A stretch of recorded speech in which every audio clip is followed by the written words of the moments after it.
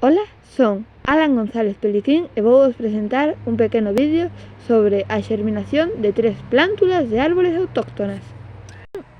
Imos comezar polos carballos. O primeiro paso para xerminar as velotas é meter unhas cuantas velotas nun vaso, unha a unha, para ver se flotan ou non.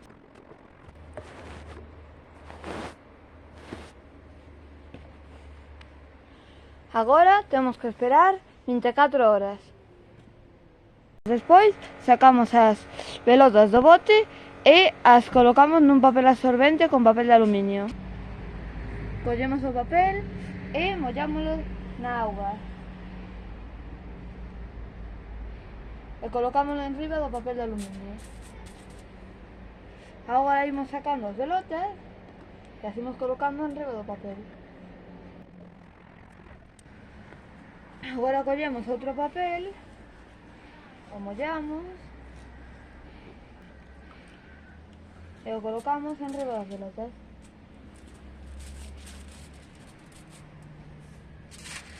Agora doblamos o papel de aluminio, revisámolas cada semana durante un mes para ver o estado de xerminación das mesmas. Pasadas 4 semanas podemos plantalas en terra.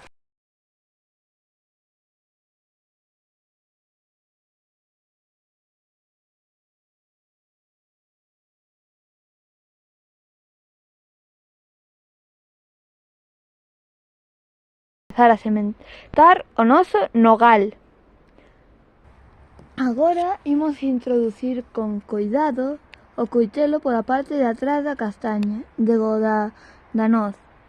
Agora, unha vez que a abrimos, imos a ir pasando polos lados para que quede ben aberta e deixala así, que se abre un pouco, pero sen romper. Repetimos o proceso con todas as demais. Agora imos a comezar a xerminar as castañas. Temos que coller un pouco de terra, imos encher o caneco. Agora imos a usar este caneco para regar. Unha vez cheo de auga, imos regar a terra antes de sementar as castañas. Agora imos coller papel absorbente, o imos mollar na auga. Agora imos colocar as castañas na terra. Agora imos sacar o papel da auga, imos estiralo e o imos colocar semellando unha capa de follas enriba das castañas. Así, cubrindo todas as castañas. E agora imos esperar en máis ou menos un mes e as podemos revisar cada semana. Cando vexamos que nas castañas xa saen as primeiras follas verdes, podemos destapalas e deixalas ao aire libre.